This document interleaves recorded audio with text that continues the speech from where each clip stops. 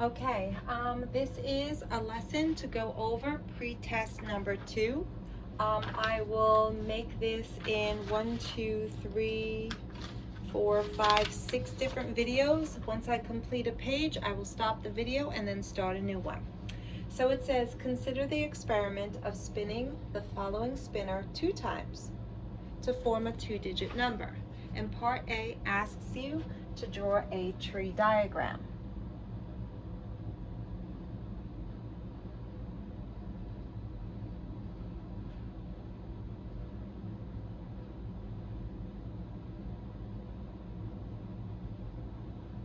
Okay, so when you draw a tree diagram, you can begin at the very top if you wish, and the first time you spin the spinner, it can land on the number 1, it can land on the number 2, it can land on the number 3, and it can land on the number 4, and it could land on the number 5. So this first row going across corresponds what it can actually land on the first time you spin the spinner around. Okay, but then, when you spin it a second time, you have to take each case separately. In the case that it fell on the number 1 on the first spin, the second spin, it can fall on any one of the 5 numbers that are on the dial. So this is just sorting out the number of different ways you can spin the dial twice, and the first time it landed on the number 1. But same thing could go for number 2. Each one of these has to have 5 branches on the bottom, numbered with what you can possibly get on the second spin.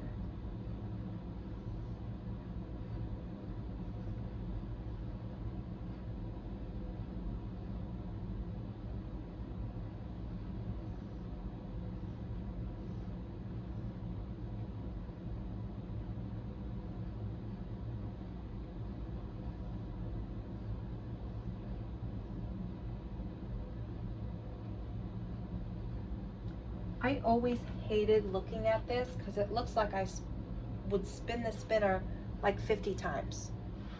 But the first row corresponds with the number you can get on the first spin. And the second row corresponds with the number you could get on the second spin. The only time that there's repeats in there, it's only because it's giving you different scenarios based off of what you got on the first spin. However, part B is what I like.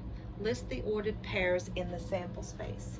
So part B is what I use to answer all questions. So here is going to be the ordered pairs. And you can just basically follow the branches of the tree down. So it's 1, 1, 1, 2, 1, 3, 1, 4, 1, 5. And that is what I'm going to make my first column. Then when I do a new beginning branch, 2, 1, 2, 2, 2, 3, 2, 4, 2, 5, I just start a new column.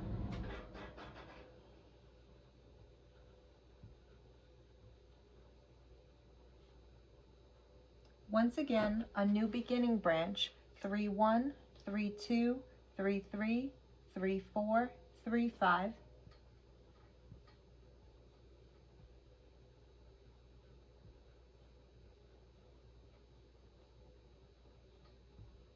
And then following it up with the last 2 sets. So that would be 4, 1, 4, 2, 4, 3, 4, 4, 4, 5. And finally, 5, 1, 5, 2, 5, 3, 5, 4, 5, 5. Okay, so now I'm ready to answer the 3 questions that are down below, and all 3 questions say, what is the probability? So for part C, part D, and part E. Part C says, what is the probability that the number formed is less than 32? So my abbreviation for that is the probability that the number is less than 32. And I go to my ordered pairs and I look to see how many of the numbers are less than 32. Well, all numbers in the first column, 12, 13, 14, 15. All numbers in the second column, 21, 22, 23, 24, 25. And the first number in the third column, which is 31, those are all less than 32. So 5, 10, there's 11 of them out of a total of 25 numbers in the ordered pairs. Remember, there's 5 numbers in each of the 5 columns, and 5 times 5 is 25. Okay, part D. What is the probability that the number formed is odd? So I'm basically looking for the probability of getting an odd number. And you're supposed to know that odd numbers end with either a 1, 3, 5, 7, or 9. So in my first column, these 3 numbers end in an odd, which means they have to be odd numbers. In my second column, these 3 numbers end with an odd, so they're odd. In my third column, these 3 end in an odd, my fourth one, and my fifth one. So in each of the 5 rows, there are 3 numbers that are odd, and 5 times 3 means that there are 15 odd numbers out of a total of 25 numbers in the ordered pairs. Okay, so now I have one more part, part E. What is the probability that the number formed has a larger digit in the tens place than in the ones place?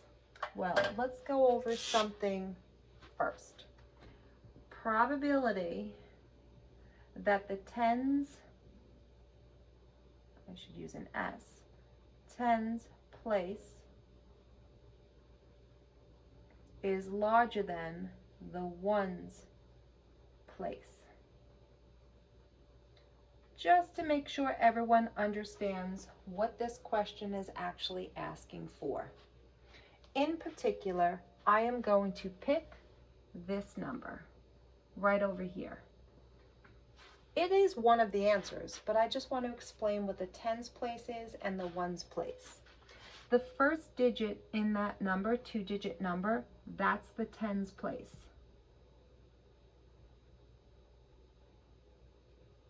And the second digit in that 2-digit number, that's the ones place. So I want you to find all of the numbers where the tens place is greater than the ones place. And that does not happen once in the first column. In the second column, it only happens once that the tens place is larger than the ones place. In the third column, it only happens twice that the tens place is larger than the ones place. In the fourth column, it happens 3 times that the tens place is larger than the ones place. And in the last column, it actually happens a total of 4 times in which the tens place is larger than the ones place. So if I add all of them up, it's 1, 2, 3, 4, 5, 6, 7, 8, 9, 10. And it was 10 times out of the 25. Did you have a number where the tens place was larger than the ones place? Okay, that's the end of the first page.